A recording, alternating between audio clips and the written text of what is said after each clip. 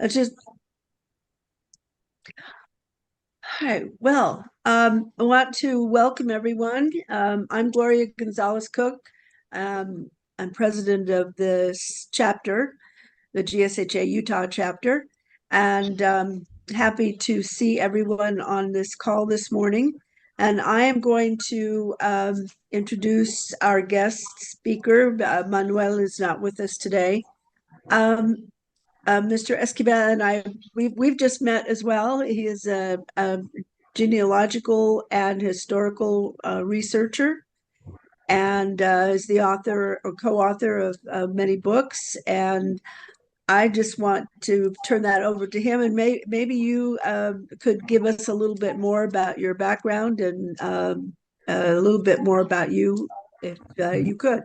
So, Yes, everyone, Mr. Esquibel. wonderful. Thank you. Can you all hear me okay? Is my voice coming Yes. across fine? Wonderful. Great. Well, good morning and thank you for the time and thank you for the invitation. For those of you that aren't familiar with, Oh, shoot. I'm sorry. I, I muted you. I am so sorry. I didn't mean to do that. Can you unmute yourself or? there we go. Okay, thank you. So for those of I'm you so not sorry. familiar, I publish and research under the full name Jose Antonio Esquibel. I'm originally from Albuquerque, New Mexico. My dad's family's from Las Vegas with roots up in the Mora Valley, Taos, and then down into Velarde, if you know that area just north of San Juan Pueblo, Velarde, and then Santa Fe. And of course, like with all of you, once we all get back far enough, we're all related. And I started doing my research on my family after my daughter was born in 1984. And in 1985, 86, 87, I began to research the Esquibele line. And as I did more of that research and branched out into other parts of the family, once I got back to the 1700s, I began to realize that my ancestors were the ancestors of other people as well. And so I had this interest in not only just documenting the information, but wanting to share what I was finding. And that's when I began to publish. And so I started doing my writings around 1986, 87, 88. And I started publishing in 1992. My first piece was a serial, like a three-part serial on the Esquivel family of 18th century New Mexico, published in the New Mexico Genealogist back in 1992. And since then, I have published something every single year since 1992. So I have over 200 articles published. I have about 4 or 5 books I've co-authored. I've contributed to about 6 history anthologies. And one of my first aims when I started doing this, and I began to notice that, and you all probably notice this too, it's very frustrating in the genealogical world when you find information and nobody has cited the sources. And that's what I was seeing a lot of. I was seeing a lot of information. Back then, there wasn't the internet. I was seeing things in journals. I was seeing things that were published, people putting books together on their families, but they weren't citing the sources. And so one of the things I really set out to do when I did my first research on the Esquivel family was to cite all the sources and make a point of this. I just cannot emphasize this enough. Even those of you looking for stuff online, don't trust it unless you see a resource. Certainly you can write that down in your notebook just as a note, but then you're going to have to take the time to dig for a source, to verify it. So just beware, because I think now with the internet, it's a marvelous tool, but it's also a rabbit hole that will take you on these quests for things where you think you're descendant of all these famous people when you're not. So just be very careful about that part. But I started writing because I wanted to share some of these histories on the families. And so I did my work, I cited my sources, and fortunately, it got the attention of scholars. It got the attention of historians in New Mexico, and they began to see the value in telling the history of the families, not just the genealogy, but their history. Because, folks, one of the things I was noticing as I was collecting all these names is I was interested in the historical the things going on in the history around these people.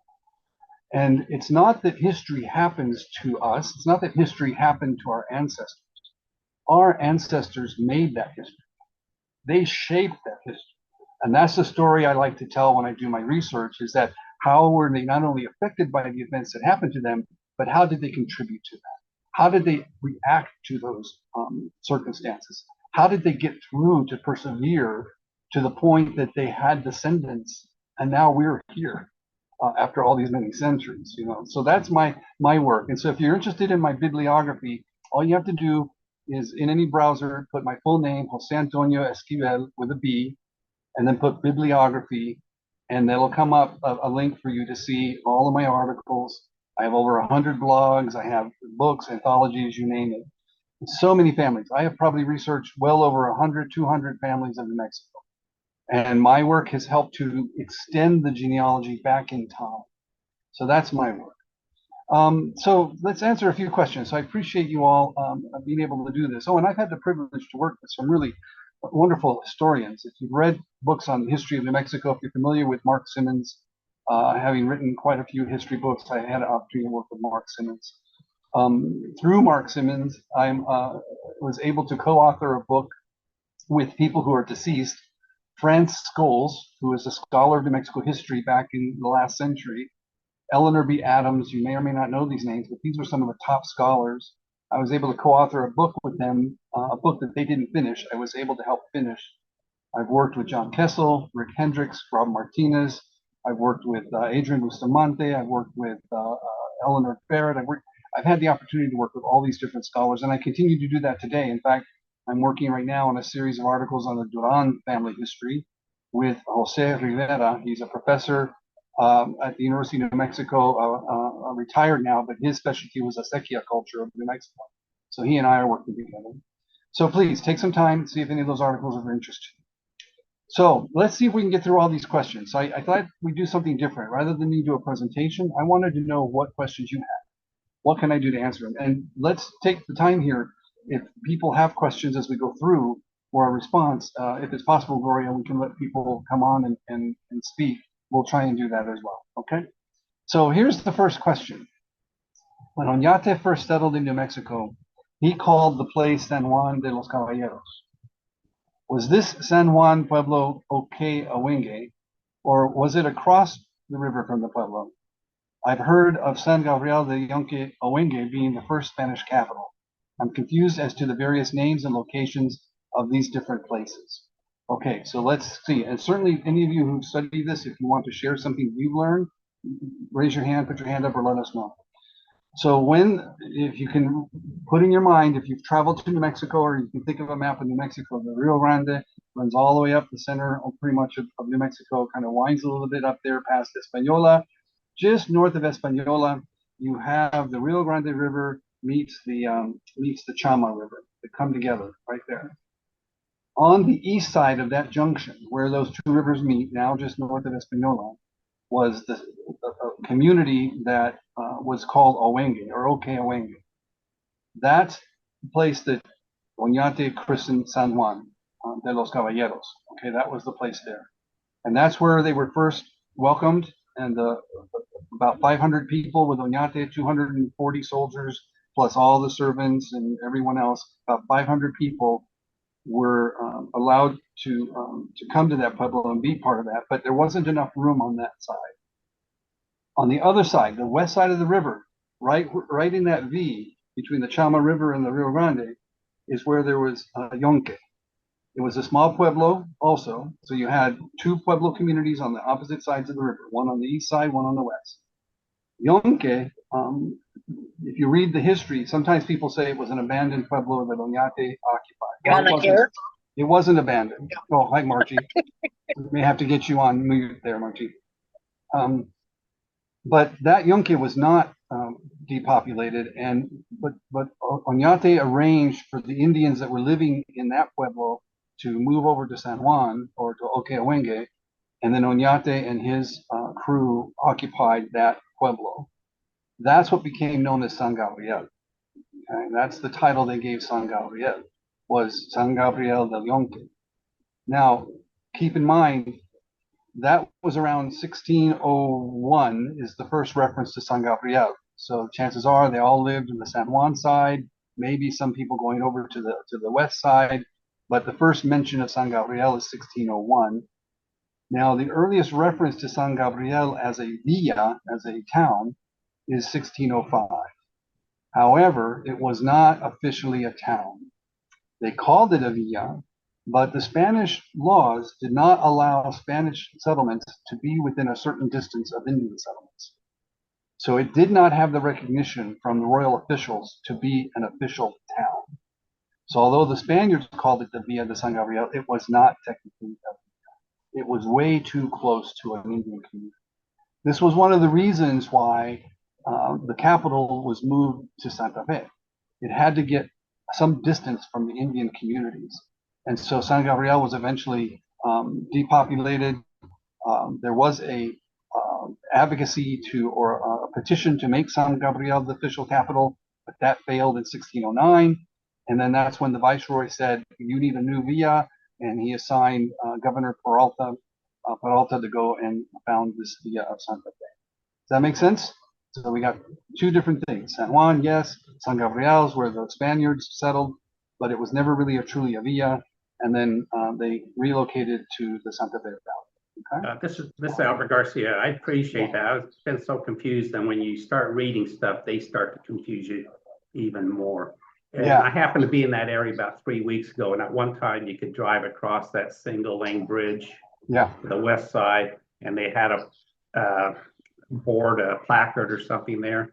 Yeah. So I was there about 3 weeks ago, and they changed and put in a new bridge, and it bypasses that area, and there's no placard or anything anymore. Interesting. Well, and that area there's a town there called Chamita now. So Chamita is on that side of the river. And so that's the general area of where it was. But yeah. Okay. Next question. Oh, next question about the Varela family. Who here has Varela or Varela in their family lines? Anyone have that? Varela Jaramillo, Varela de Losada. Does anyone have that in their family lineage? Does anyone trace themselves back to that family? I think it's our secretary who couldn't make it to the meeting today, so she really wanted to make sure that I recorded it. So. Okay, let me. I have had a mail. Yeah, since we're recording, because here's the question. I would like to know more about the two brothers, Pedro Varela and Alonso Varela. And she wanted a little bit more about these families around why they changed their names or added these other names, Jaramillo and de Losada. So let me just explain this a little bit to you about this family, because chances are once you trace your lineage far enough back, you're going to be related to them. These are common ancestors for us. So in the Oñate expedition of 1598, there are these two brothers. They're from Compostela de Santiago in northern Spain. Their names are Pedro Varela and Alonso Varela, and they are sons of Pedro Varela. Now, these two men, and something to keep in mind is that even though 240 soldiers came with Oñate, by 1609, there was only about 30 to 40, 50 of them left. Most of them had abandoned and gone back south. Of those 50 or so that remained, there are these two brothers, Pedro and Alonso.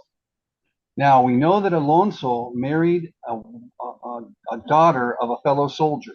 That daughter's name was Catalina Perez de Bustillo. And again, the Perez de Bustillo women, there's like 7 daughters. We're descendants of about 5 of those daughters of this family.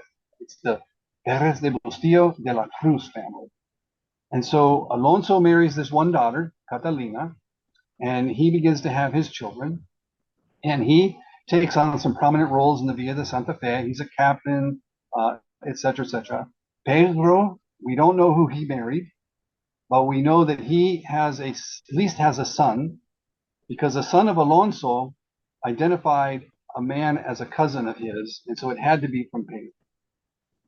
So in the mid-1600s, the family related to Pedro starts going by the extended surname Varela de Losada. They live in the Rio Bajo. They live in what's now the Albuquerque, Bernalillo area. That's where they live. The other family, Varela, eventually takes on the surname. This is Alonso's family, Varela Jaramillo. We don't know why. Why de Losada? Why Jaramillo? It's the same family. And I don't know if any of you can think of why would two brothers have one common name and then a second uncommon. Well, to me, this is a clue. To me, this is a clue as to maybe the mother's maiden name of their own mother. Maybe their mother was a Jaramillo. Maybe their mother was a De Losada. Maybe their grandmother was a De Losada. Maybe their grandmother was a Jaramillo. We don't know. So there's no explanation other than these were probably family names that they wanted to pass on. But there was also a way to distinguish the descendants of these two brothers. Okay, and so if you see this in your lineage, De Losada, you're going to see these are Pedro's descendants. If you see Jaramillo, you're going to see Alonso's descendants. Now, a very curious thing happens at the time of the revolt in 1680 and in 1690, and especially in the early 1700s. Alonso's descendants, they drop Barrela and they become Jaramillo. And these families settle in the Rio Bajo, in the Albuquerque Bernalillo area. So if you have Jaramillo in your line and you're from the southern part, Isleta, Belen, Albuquerque, Bernalillo, you're more likely going to be descendant of Alonso's. Now, the De Losadas, they also lived in the south, but they dropped De Losada and they became Barrela, or some of you may know the name Barrela with a B. So in fact, there's a little part of Albuquerque, Los Barrelas, where the Barrelas lived. So they're the same family. They all go back and trace to the same place, but now you have three surnames: Barrela, Barrela de Losada, Barrela Jaramillo, and then Jaramillo. So if that doesn't confuse you, just keep that in mind, because in Santa Cruz in the 1690s, there's another Jaramillo family that comes from Mexico City that arrives in 1694. This is the Jaramillo Negrete. Has anyone been to El Rancho de Chimayo, the restaurant? Has anyone been to the restaurant, El Rancho de Chimayo? Oh, you have to go sometime. This is owned by the Jaramillo family. So if you have Jaramillos from the northern part of the state, they're more likely going to be Jaramillo Negrete. Are these two families related? Not that we know. They're very different families. Jaramillo Negrete has ancestors that are in Mexico City. The other two, their ancestors go directly into Spain. Okay? Any other questions about that one? Okay. Now, if you have a question about one of your families, we'll have time. Just jot your question down, and I'll come back to one of your families. Montoya. Anyone here have Montoya in their family? Montoya Hinojos. So someone wrote this question. Josefa Hinojos married to Diego Montoya. I read somewhere that most of the Montoya lineage in New Mexico comes from their son Antonio. Is this true? All right, interesting thing about the Montoyas. So the Montoyas are one of those families that first came to New Mexico in 1598. And Bartolome de Montoya was married to a India Mexicana named Maria de Zamora. So she was an Indian woman. Their children were mestizos. They were mixed blood, Spanish Indian. They had several daughters, but they had one son named Diego Montoya. Diego Montoya had two wives, and he had children by those two wives. And so the Montoyas, for the most part, anyone with the Montoya surname descends from this one Diego. Diego, through his two wives, had about 8 or 9 children. And of those children, there were only about 2 brothers that came back after the Pueblo Indian Revolt in 1693. There was a few that stayed in El Paso. But there was an Antonio Montoya and his brother Diego Montoya. Antonio Montoya was married to Maria Hurtado, and Diego was married to Josefa de Hinojos. Now, these are guys who have both Spanish and Indian blood. And Diego's wife, she was part Zuni Indian. She was part Spanish, part Zuni Indian. So you can see that already by the late 1690s, you have this mix in our genealogy: Spanish, Indian, Mexican Indian, Zuni Indian. And so don't get caught up in this thing. I know that a lot of people, when we start doing genealogy, we're trying to trace our families back to Spain. And I know that I was raised this way to say, no, we're Spanish. We're Spanish people here. But the truth of the matter is, and maybe you're finding this out in your own DNA, in addition to Spanish, you're going to find Indian lines. How many of you have found Indian lines already? Or even if you have mestizos in the family. Okay? I know I do. Coyote, if you have a coyote or a mestizo, mestiza, they're there. So Diego, he and his wife Josefa have about 7, 8 children. And yes, this couple, they are primarily just common ancestors. Many Montoyas come from them. But just as many Montoyas come from Diego's brother, Antonio. So it's not just from that one Antonio, son of Diego, it's from that son's uncle as well. So you got two brothers, Montoya. Now the Montoya is pretty much settled, a big bunch of them settled on the Santa Fe River, away from Santa Fe, in the area of La Cienega. So that's where many of them, but the family name spread all over New Mexico. Okay. What else do you need to know about Montoya? Anyone else want to know something about Montoya? What else do you need to know? Okay. Loss of records from the 17th century. All right.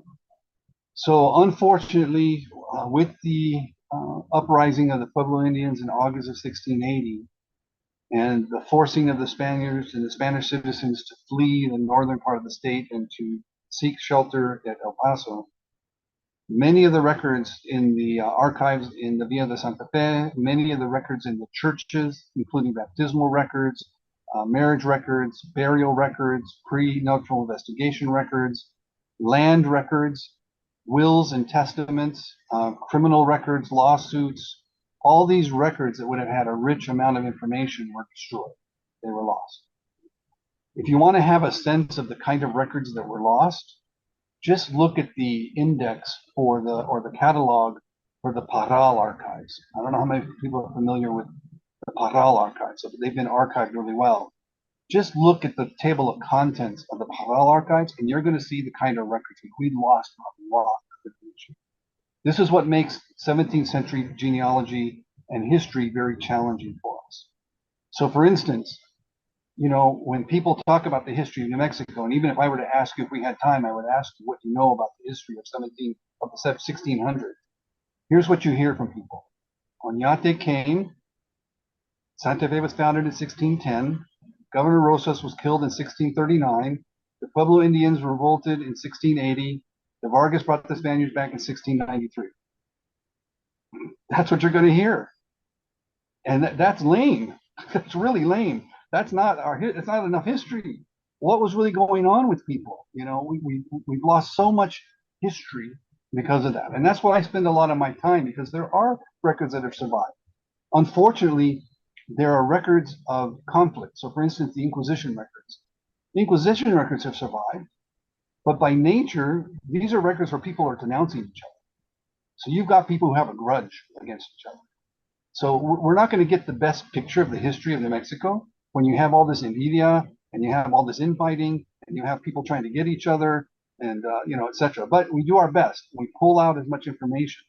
But this is why our genealogies are so fragmented in the 1700s. So the records were lost. Now the question here is, with the Pueblo Indian Revolt of 1680, many parishes were destroyed or records were destroyed.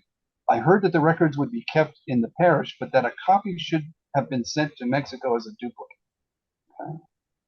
Actually, that's not the case. So there were some records that were sent south, like the prenuptial investigation records, because you had to have the bishop to approve and dispense marriages where people were related for whatever reason. And for the 1600s, that meant that it had to be the archbishop in Mexico City. So the records were sent to Mexico. Now we know that records were sent because there are records telling us that those records were sent, and there are records telling us that they used to be preserved in New Mexico. But they're lost, and even though the Franciscan archives have been cataloged, nobody has yet found them. So there still may be some prenuptial investigation records somewhere in Mexico City that we have not uncovered yet, that just have not been cataloged. So it's very possible. Baptismal records, marriage records, no. Those were not copied or sent down. Now, occasionally, you know, somebody with a prenuptial investigation, as they submitted the request for the dispensation, they might have made a copy of a marriage, of a baptismal record to say, okay, here's the baptismal record for this person. You know, here's the baptismal person for the bride. Here's the baptismal record for the groom. Here's how they're related. That might have been copied and sent down south, but not the whole book. So no, we're without luck there. Now, how many of you are familiar with the Durango archives? Have you seen the 2-volume set of the prenuptial investigations from Durango? Okay, well, I'll have to get those to you in a while. So what happened is that in the 1700s, the diocese in New Mexico was reassigned to Durango. So it moved from Mexico City to Durango. very fortunately, in the 1980s, 70s, Durango started to catalog all of their archives. And sure enough, they found all these prenuptial investigations for people from New Mexico. And so those were cataloged. They are on microfilm at New Mexico State University. But don't worry, you don't have to travel there. You can always request a copy of the image. But there are two books done by my friend who's passed away many years now, John B. Culligan, and Rick Hendricks. They catalog all the New Mexico prenuptial investigations from the Durango archives into two books. All right. Has anyone used those two books at all here? Has anyone used those? Okay.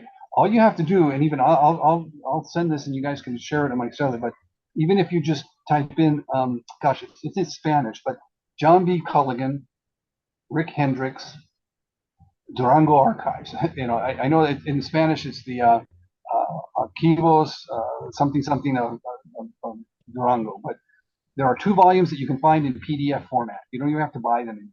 I had to buy mine, but now they're in PDF and they're indexed, so you should be able to find your families. But that's for the 1700s. We don't have anything yet like that for the 1600s. Okay. So more work to be done there. Any questions about records? Were there any churches that survived the attack and took their records with them? No. There are a few. There's a few prenuptial investigations prior to 1680. Very few of them, though. But no, they didn't carry off. Like, they didn't have time to grab the books and carry them with them. Okay. So unfortunately, and then the churches were burned. The records were burned. Now, you never know. I mean, it is always possible that there were some Indians who protected the statues, who hid the statues until the Spanish came back. Whoever knows, maybe some Indians took some of these books and hid them, and maybe they're still in the pueblos, but they're not being shared. Who knows? Could be. But for the most part, no. So, okay. All right, ethnic makeup of New Mexico. Here's the question. Share with us how the ethnic makeup of the population of New Mexico changed from 1598 to 1750. For example, the number of Spanish, mestizos, Native Americans in northern New Spain. So I think by northern New Spain, I think what you mean is New Mexico. So let's get you a sense of what things look like in New Mexico, because I don't know that people always have this understanding.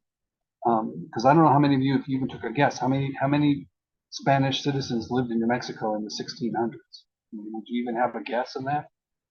How many were there? Well, it's like nobody really knows, right? I spent a lot of time digging in the records to get some numbers, because that's the other thing we lost. We lost the census records. We know that there were census records, but we lost them. Okay, so let's start in the beginning. 240 plus soldiers come with Oñate, 1598. Many of them leave in 1602. By 1609, there's only 50 or 60 left. Okay, that's it. Boom, 50 or 60. Those 50 or so, about 30 of those people are our common ancestors. 1617, there are only 48 of these guys with families left in New Mexico. That's the whole Spanish population. 48 men with their families. 1620, there are 50 men with their families. 1626, there are again 50 men. This time they tell us there's about 250 individuals. The Spanish population in 1626, 250 people. My gosh, I mean, when's the last time you're in a room with 250 people? That's pretty small. Maybe your church is that small, but maybe not. Maybe your church is even bigger than that, right? So imagine, going somewhere, and even a theater. Maybe a theater is the size of a theater. 250 people might fit in a theater. That's the whole population of the Spanish folks in New Mexico. It's 1626. Now, there were also mentioned that there was about 1,000 mestizos and Indians, so kind of a mixed group of people. So you can already see that the mestizos and Indians living in the Villa Santa Fe were the majority. 1638, 58 soldiers with their families, consisting of 200 people. That's it, folks. Here are 58 men who are soldiers with their families, surrounded by tens of thousands of Pueblo Indians, surrounded by hundreds and hundreds of raiding Apaches and Navajos. Those are the people that lived and made New Mexico their home. How did they do that? Any ideas how they did that? They could have been wiped out any day. Any day they could have been wiped out. but they weren't. I wonder why. That's my question. Why were they not wiped out? Why was it 1680 that they got chased out? Why wasn't it 1620? Why wasn't it 1630? You know, I'll have some answers for that in a minute. Let's keep going. 1661, between 1638 and 1661, we have 58 soldiers and their families in 1638. 1661, we have 100 Vecino households. And we have a jump in population. Why? Because these families from 1638, their kids were growing up. Their kids were becoming adults, and their kids were creating families. So the population was growing, now to 100. Okay, 1661, 100. Go to 1679, 170. Okay, this is right on the eve of the Pueblo Revolt. Okay, 170. Now, when the revolt happened and it chased people out, there was a really good accounting of all the survivors. And that accounting comes up with about 1,400 individuals that were the population of the Spanish population of New Mexico. And when I say Spanish, I mean culturally Spanish. They were mestizos, they were castizos, you know, etc. But about 1,400. Again, I bet you've been in a room with 1,000 people somewhere. You know, that's all, folks. So I don't know what you think about that. And I'll do this Indian population in a minute, but I'm just curious what you think about those numbers. What do you think about it when you hear that those numbers were that small in that time period? It's amazing they survived in such a harsh environment with such little support and so far away from Mexico. Yeah, it really is remarkable, isn't it? Talk about fortitude. Why in the heck would you want to be up here? You know, it's like there was no gold anymore. You're not going to find any gold. They weren't exploring anything. You know, why would you want to be up here? Yeah, fortitude. Any other thoughts? Any other reflections about this? And just think of the expanse. And it sounds like you were just here in New Mexico. You were just in New Mexico, but look the expanse of this land out here. And just imagine that the way that people travel was either by horseback or wagon. You're not getting around fast, you know, wherever you're going. But the expanse of the land as well. It's remarkable. Now, the Indian population, a bit different. The Indian population in 1598 was about 60,000. The Pueblo Indian was about 60,000. By 1638, it had been reduced to 40,000, is the estimate. By 1660, it had been reduced to about 24,000. There were a lot of Pueblos in 1598, but by 1660, there were only about 30, 28 or 30. By 1680, the estimates were about 17,000 Pueblo Indians. So in that span of about, you know, almost 80, 90 years, the Pueblo Indian population went from 60,000 to about 17,000. So things were not always the best there for them in terms of things. And that could be contribution for any number of things. Certainly there could be the diseases from European diseases that devastated them.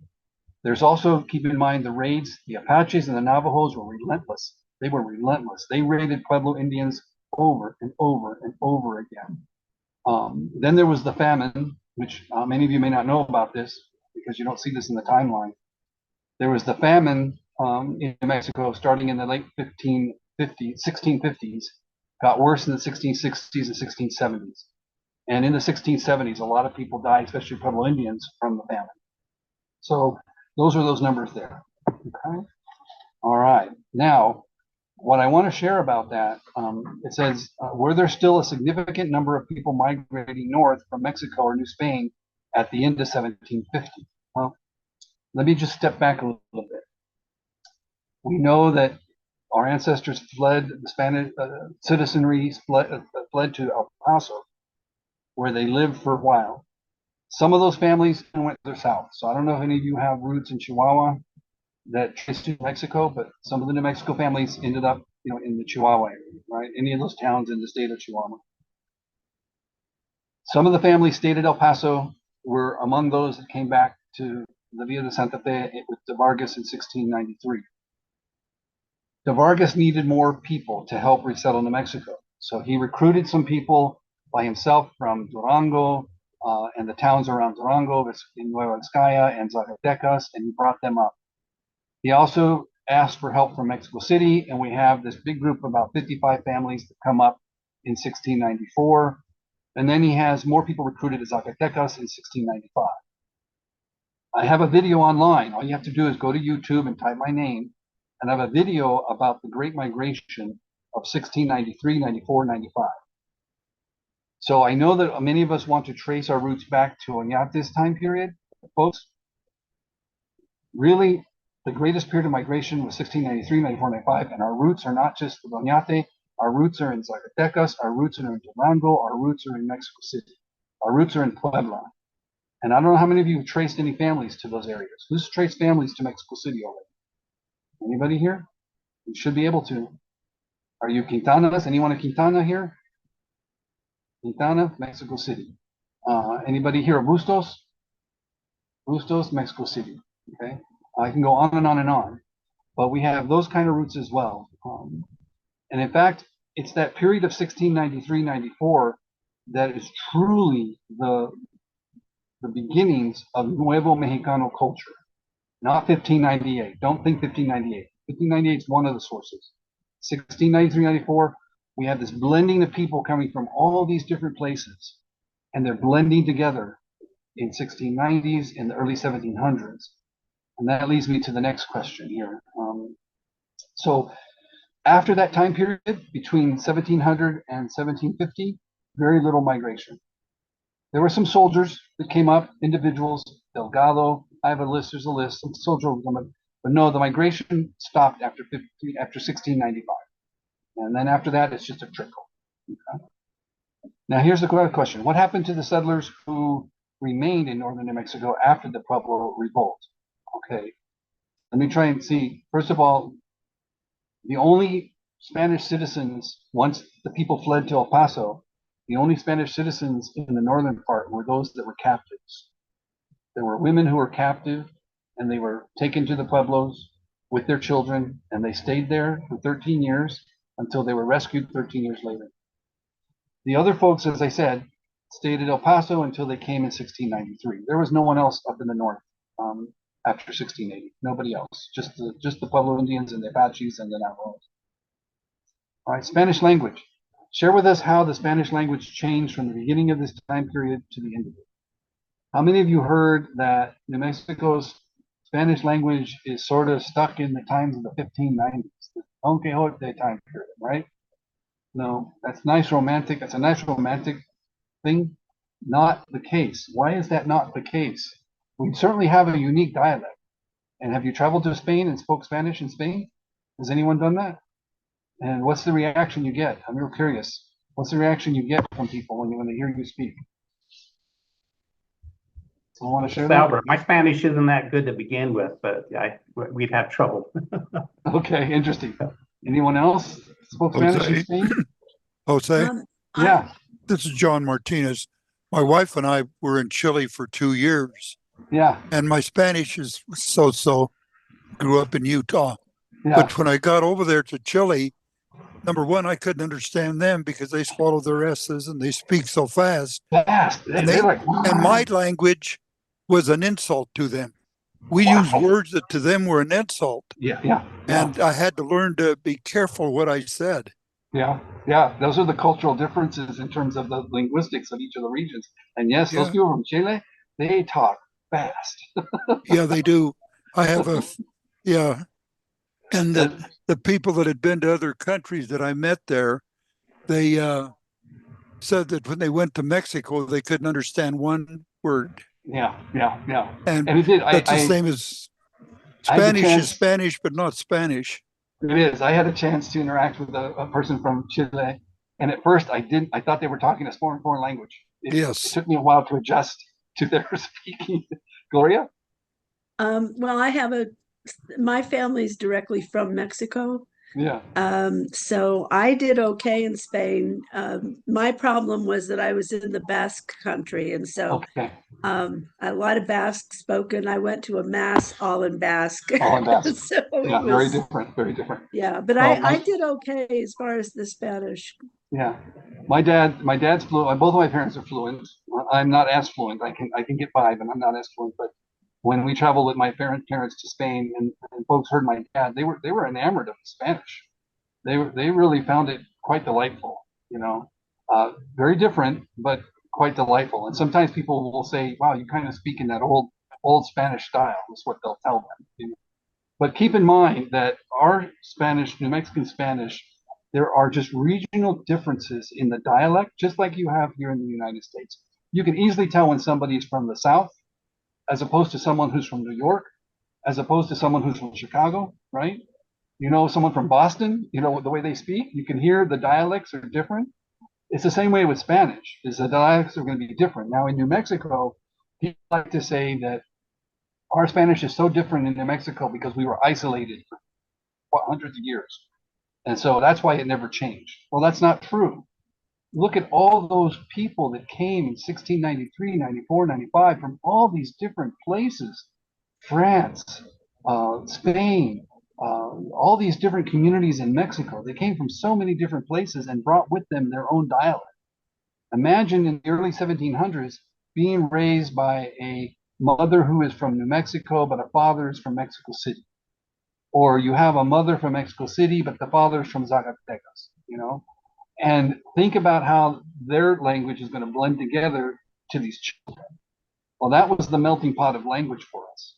So if you really want to study the linguistics of New Mexico Spanish, start in the period of 1693, 94, 95, when all these streams came together to create our version of spoken Spanish.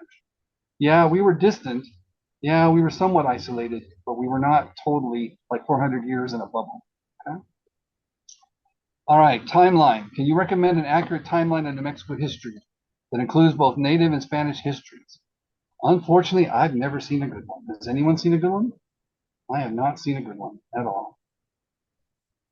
And I think partly because we know so very little about New Mexico history, no one's taken the time to really give the details. And that even means that then we don't really understand the history of the Pueblo Indians either. So unfortunately, no, there isn't a good timeline. I think if you just did a search online, which I did do, say New Mexico history timeline, you're going to get the usual things, you know. So, and that's the best that we have right now. Did someone here ask about El Moro? The El Moro names? Someone asked about El Moro, right? Okay. This is Albert Garcia. I did ask about it. Yeah. So is there a list of names etched on the sandstone of El Moro? And if so, is there a description of where those names would be seen if I were to visit? You know, I have not seen a full list published. Somebody must have transcribed them. I've seen partial lists, especially with some of the Spanish folks, but I have not yet seen one. So, you know, take a look at the El Moro monument online, but I don't know if they even have a book that has all that information. I did check online, and I've tried everything to find if there's a list there, because I'm supposed to have a relative that should have been on it. Yeah. I'd like to see that. You may have to go visit and see if you can find the name, you know, on that stone. But no, I have not seen a full list yet. Okay. Somebody asked about Lopez family, Francisco Lopez. Is that person here? Oh, I think that was me. Okay, so here, let me read this. I've discovered that I have links to some of my New Mexico friends many generations back through my Chihuahua ancestors. There is a common ancestor by the name of Captain Francisco Lopez, who died in 1620 in Lagos de Moreno, Jalisco, Mexico. He was apparently born in La Mancha, Spain, and that's about all we know about him. So, Gloria, tell me a little bit more. Do you know the name of his wife? Because I'm thinking this is Francisco Lopez Muñiz. That's possible. You know, offhand, I don't. Okay. I don't. Because this is not ringing a bell as someone who was connected to New Mexico. Okay. There was a Francisco Lopez de Aragon living in New Mexico in the 1600s. There was a Francisco Lopez Paredes living in New Mexico, but I don't know. One of them was born in Mexico City. The other one was born in Spain, in Jerez de los Caballeros. So it's not the same Francisco Lopez. Yeah. So I need a little bit more information to see where that connection might be with New Mexico. Okay. No, it's just that I never expected or thought that I had any links to New Mexico people because I'm Guanajuato, Chihuahua. That's my family lines. And then I've discovered, you know, through the family search app, that thing that I somehow connect. And there are other ways that I have realized I have a connection. Yeah, I'd be interesting. I may just take a look and see if I can see where that is too, because it's not ringing a bell. Okay. Okay, no, I was just curious if you knew anything about it. Okay. All right, a Thank couple more questions. And if anyone else has a question, we'll have time for it. Socorro marriages. Someone asked about Socorro marriages. Is there a book of marriages for Socorro? There is, but it only starts in 1882. And it is available. It should be, I don't know if it's available on the Family Search website, but there is microfilm for the period 1882 to 1956. So is there someone here doing Socorro research? Okay. All right, Vallecitos. Somebody here asked a question about a family, Jose Atanasio Martinez in Vallecitos. Was that somebody here? There you go. Hi, Dolores. You asked about Vallecitos. When was Vallecitos established? You know, this I'm assuming you're referring to Vallecitos that's north of Ojo Caliente, right? I am, and I'm curious about this. I have to tell you just a little snippet here. We were there 3 weeks ago, and about, I don't know, Albert, how many cars caravanned to Vallecitos? I think we were about 10. And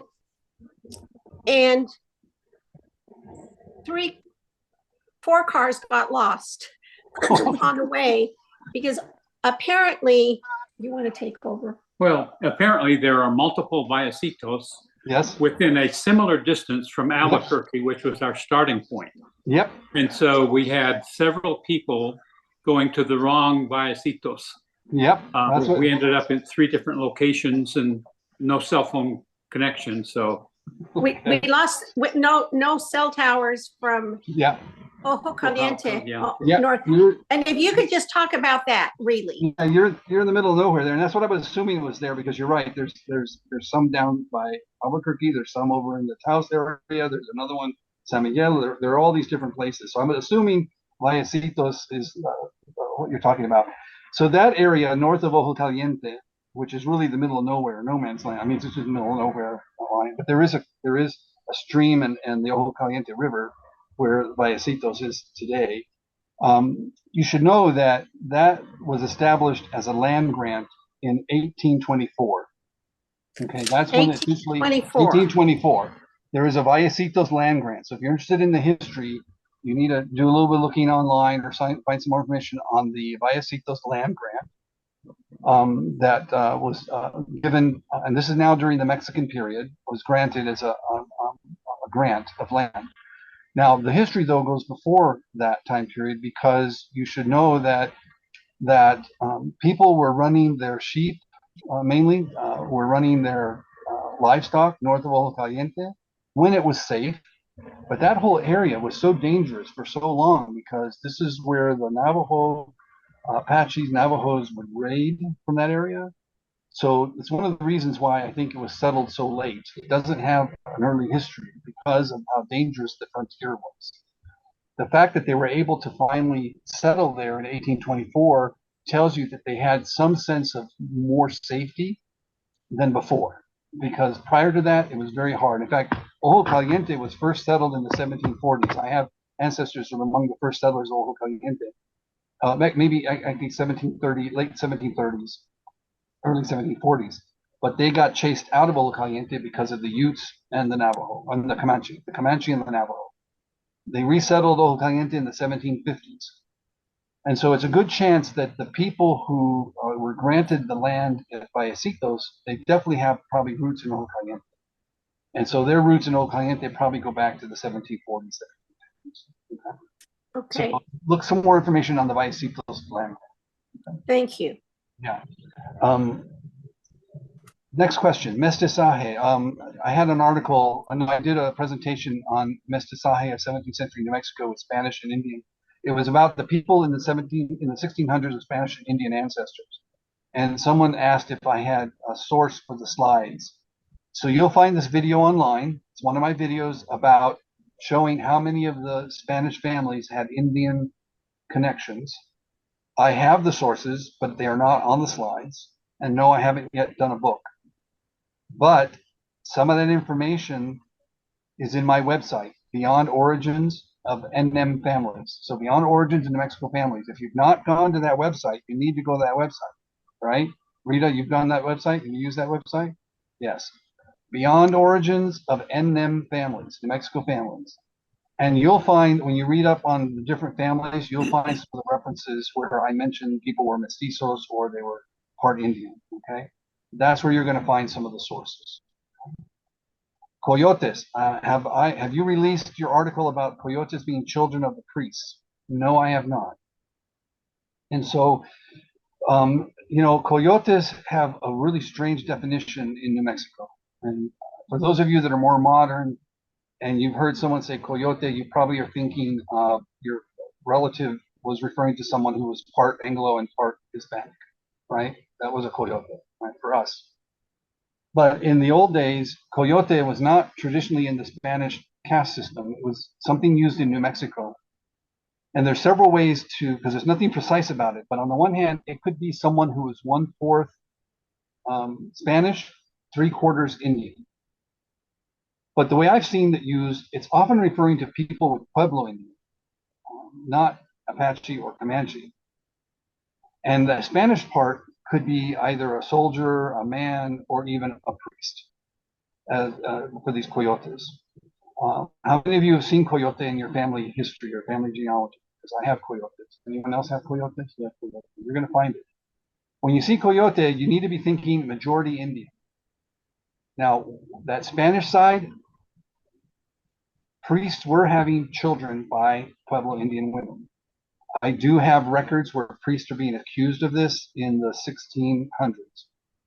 They were having children by Indian women. They were then marrying their daughters to prominent men, and founding really remarkable families. So there are several of these instances. The Sanchez de Inigo family is one where I believe the Sanchez come from at least an Indian woman and a Spanish woman, but yes, priests were having children with Spanish women or with Indian women. Okay.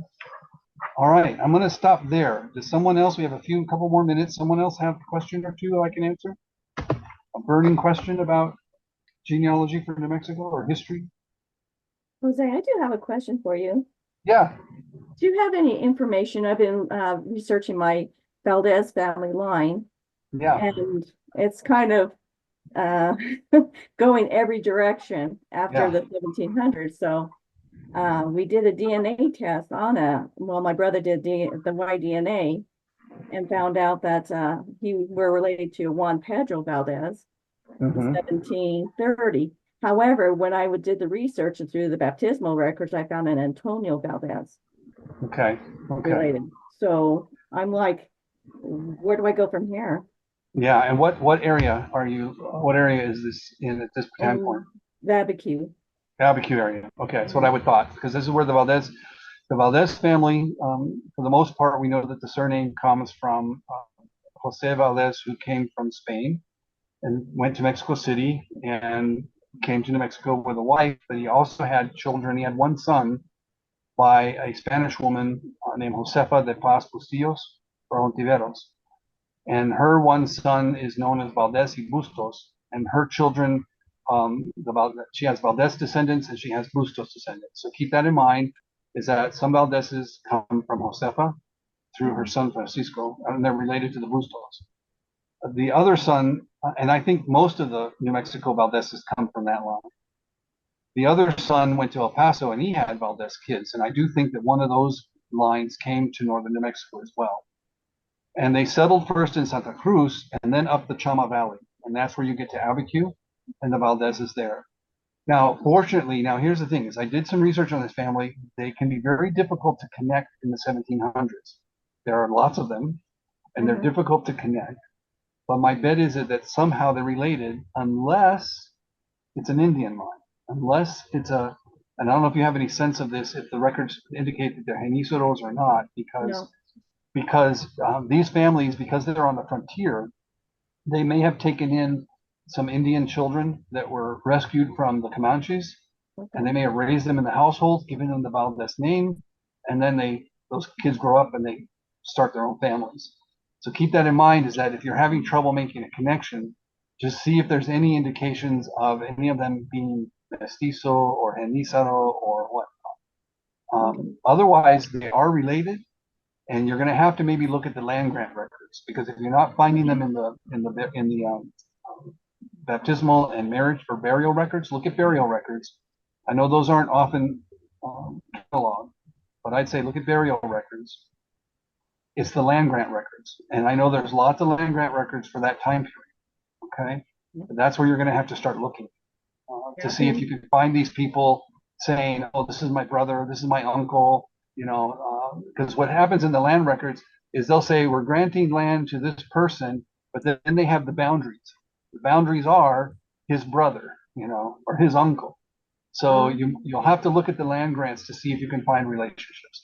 Okay. Okay. Yeah, I did notice when I was researching that a lot of them, they stay together. Yes.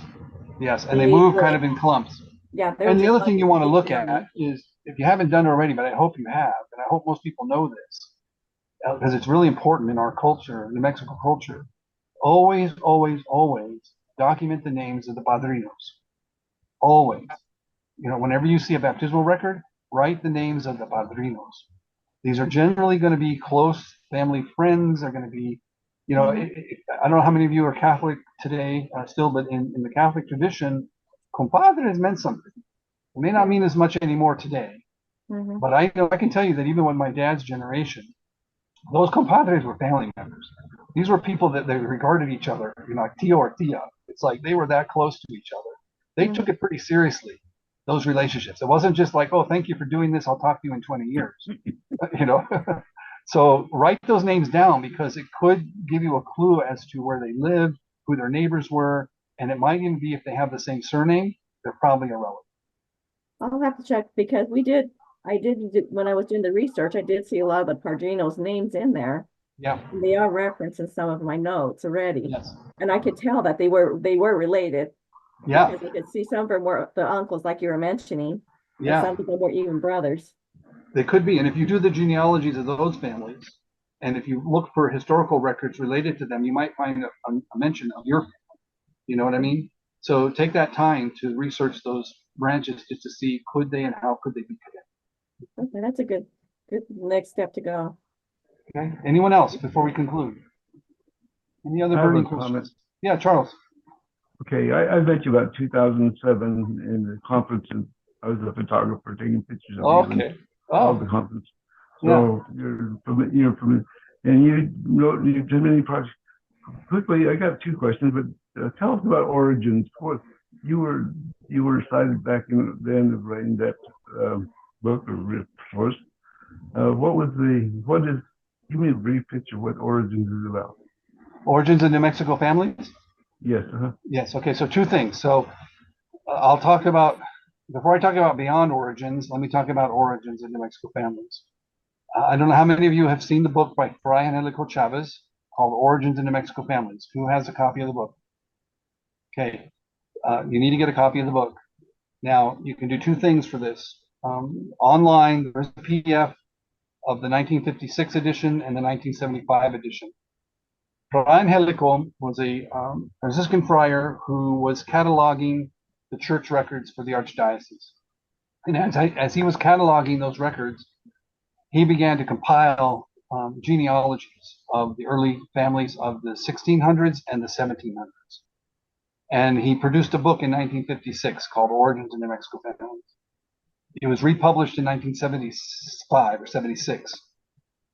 And then another edition, it's actually the second edition technically, was published in 1982. The 1982 version includes the addendum of additional families of New Mexico, including families that came to New Mexico after 1800. And so new names in New Mexico. So even the French families, the German families, these other families that came to New Mexico from different places. That book, the 1982 version, you can purchase it through Amazon as a digital book, or you can buy the book itself. I'd recommend the digital book because you can search it. Now you can get a PDF of the 1956 and 1975 version. If you just look online, you can get a link of that one, and it's searchable too as a PDF. Now I highly recommend it because it's the main source where we start our research. When you trace back far enough, you first have to be able to trace back to at least the 1750s in order to make use of that book. But those are common ancestors in that book. However, there's been a lot of new research since 1956. And so what I started doing with John B. Culligan is I started compiling some of that new research. And we made a website back in 1997 called Beyond Origins of New Mexico Families. We figured we were going to do a CD-ROM back then, but we thought, no, let's just do a website where people can come find the new information that goes beyond what was originally published in Origins of New Mexico Families. That's why it's called Beyond Origins. And that site, I ran that site from 1997 to 2007, and then it went down. And I restarted it back around 2017 or so, 16, 17. And again, if you just search my name and search Beyond Origins, you'll get to the site in which I have a whole bunch of names. Valdez is in there. You'll find new information on Valdez. You might want to search there. But I've got all these names. I'm about to upload Lobato because I've got new research on Lobato. So I'll upload some of that there too. And I'll keep adding to that website. But you know, there's new information. And here's the thing is you can use that as a trusted site. If you find something online that says, oh, my ancestor is descendant of this, you know, Mexican Indian chief. No, that's not true. Go to my website and I'll give you the current information about these people. Okay. The second comment I want to make, in about 1960, I met my grandma, Catalina Rivas Lovato, and she migrated from Santa Fe to Rosa, New Mexico. That was by the Navajo recreation dam. And when I met her, she talked nothing but Spanish. I don't think she knew a word of English. Yeah. And later on, one of the family members told me, yeah, Catalina, she knew five languages. And one was Spanish, and the other one was not English. The other four languages she knew were Indian dialects. Yeah. That in Rosa, such a remote location, was come there in probably pre-1900s. Mm-hmm. That's what they had to deal with, the new population, and it's an integral part of the community in some ways. I don't know if it was all good or not, but they had to trade with them to make do their. Anyway, I thought that was unique to know that this woman was a wonderful woman in all these different languages. And then you'll see this in the records of the 1600s. There were quite a few individuals, mostly men, who could speak the Tewa or Tiwa, or they could speak the Indian languages. So our folks were bilingual with the Indians as well. Yes. One comment on that. My dad, he was born out of wedlock, whatever. But when I was 10 years old, about that time, I knew he had Indian blood, and I asked. My dad was pulled off. He was pulled out of school at the age of 6 to tend goats on the hillside with 2 or 3 of his cousins, and he was so proud of that. He thought he was a man, I guess. And my dad was pretty sharp, but he wasn't educated in the school system. But anyway, I'm asking him one day, we're in the backyard doing some stuff. Dad, what kind of Indian are we? Now, keep in mind, my dad didn't have any formal education. He said, well, Tewa is what he told me. Yep. And it wasn't 10 years later till I was one at the University of Utah where an anthropology class where I heard the word Tewa again. So how my dad knew that without any formal education. There you go. He knew. Yep. Yep. Well, thank you all for the invitation. I wish you success with your research. Be diligent. Keep it up. Do know that you know there are some lines that are going to trace easier than others. I still have families that I'm stuck on. I've been stuck on for 40 years.